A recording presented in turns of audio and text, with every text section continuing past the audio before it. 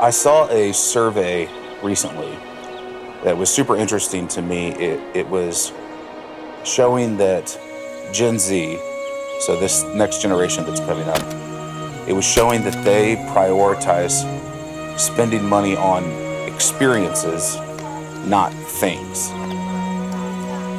That's something that deeply resonates with me. And I think it's something that would resonate with a lot of people in the outdoor community. We got into this space because we're chasing the memory, the adventure, the experience. But what makes this space unique, in my opinion, is that there are things, there are products that we purchase to enable the experience or to make it more accessible or more routine. What I found is that if you ask people in this space why they purchased a particular product, they may give you a couple different answers, but ultimately, after they kind of distill it down, they're going to say something along the lines of, this thing helps me get out more. And I think that's an important distinction. We're not after the product, we're after the experience.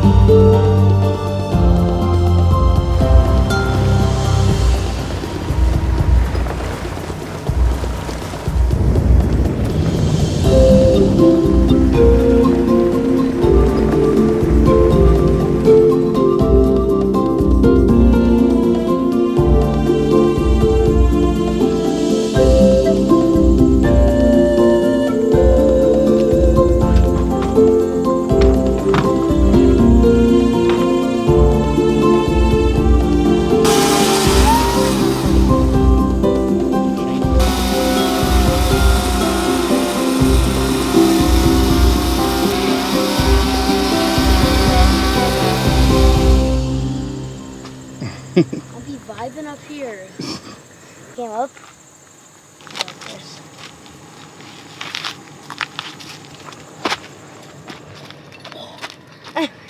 See, Lucy could make it. Our truck just won't fit. Yeah. What if you just went under and it would just explode? Oh man. That would be very cool. Yeah.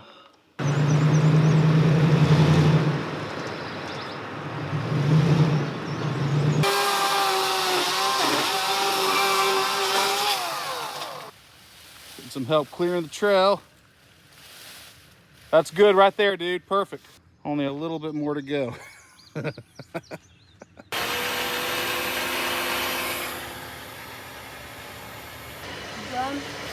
Oh, keep going. Boom!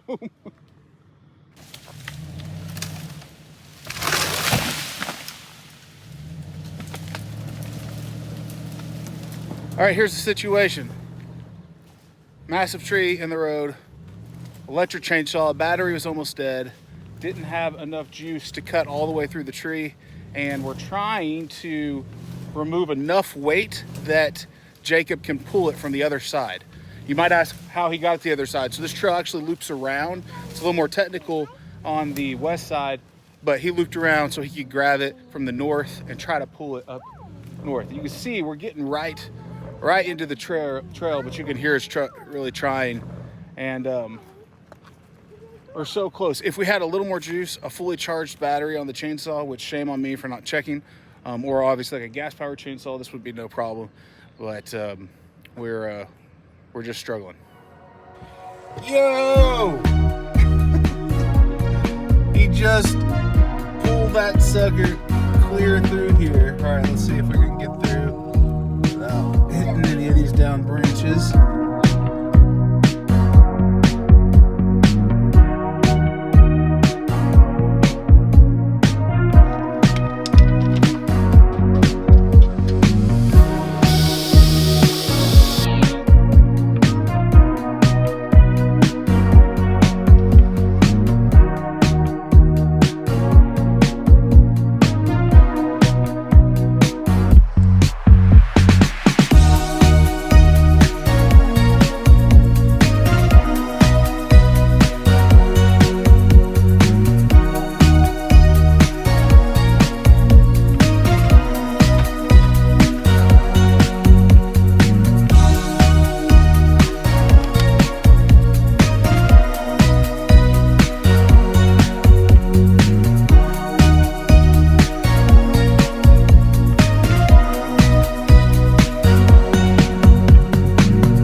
family was given actually a large amount of land when I was in school at home.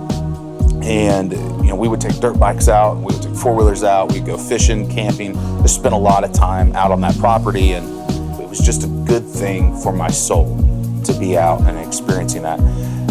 But over time, as I left home, got into college, eventually started pursuing my career, it kind of took a backseat. I met my wife, we started dating, and then we got married in 2007, and I was really wanting to bring that recharge from my childhood back into my life. And so we went and bought a Honda Element. You guys remember those? They were like the toaster, giant toaster. And I loved it because all the seats could lay down. We could put an air mattress in there, and we would go camping at different campgrounds. And that made the experience more enjoyable for my wife. And so we did it more. Flash forward to 2013, we had our first kid. And man, that really changed the whole game. When you're dealing with a baby, now there's all sorts of things you have to consider. We want this to be comfortable for both baby and mama. She's now tending to this child primarily, and so there's just certain amenities that make life a lot more enjoyable for her in that setting. And we kind of slowed down on the camping, and I just found myself going, like, what could I do to make this more convenient and more comfortable for my family? So one of the big ones for me that I picked up on pretty early on was that there was like 3 months out of the year where I live in the state of Arkansas that we just didn't camp. And those months were June, July, and August. It's just so hot, so hot. Sometimes it can be 90 degrees at night, super humid. It's just, so we would get out, we would wheel, we would hit some creeks, go swimming, but we'd pack up and head home. And so I started looking at options to address this. I had buddies that would bring gas generators and window units. It's a lot of weight. It's big, clunky, loud. For me, that's just not what I was looking for. And, so we tried fans, and that helped a little bit, but on those real hot nights, that wasn't enough. And so ultimately, I decided to purchase a Zero Breeze Mark II in 2020. And full disclosure, this was not a sponsored product. I spent my money on it, bought it. And my thought process was, I'll take it on a trip. It's kind of pricey.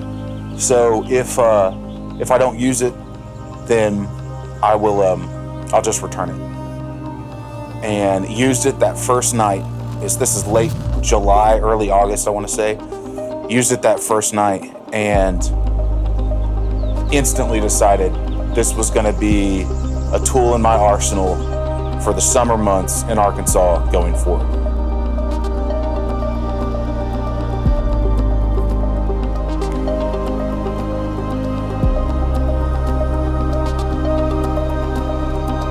We all have a finite existence, and one day it's going to end. I think that's one of the things that draws us to pursuing these memories, these experiences, especially if you have kids, because these memories are going to outlive you. None of us are going to think back and remember the products that we bought. None of us are going to think about the companies that we chose to partner with or work with. At the end of the day, what we're going to be left with is the memory. If you would have told me early on how much money I would have spent on Overland gear and trips, I wouldn't have believed you, and I would have been probably a little bit embarrassed. But if you had told me early on how much money I would have spent on memories with my kids and going to these places that the majority of the population will never see, I would have said, well, that's money well spent.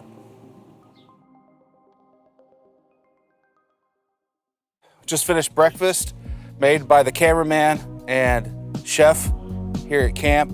What'd you guys think? Was it good, Lennon? Yes. Did you like your breakfast? You did? Eggs and bacon and pancakes? Can you say thank you to Jacob? Thanks, Jacob. A little fun trip. It's like the beginning of summer, so we're just starting to get to where it's warm and humid. In the nighttime, it's still pretty comfortable, but during the day, you know, you break a sweat, especially when you're hauling a 10,000 pound tree down the middle of the road. But it's super nice to have those kind of creature comforts like the zero breeze or fans or whatever you have that helps make you get out and do it more. I say A+, thumbs up. Lennon, what was your favorite part of the trip?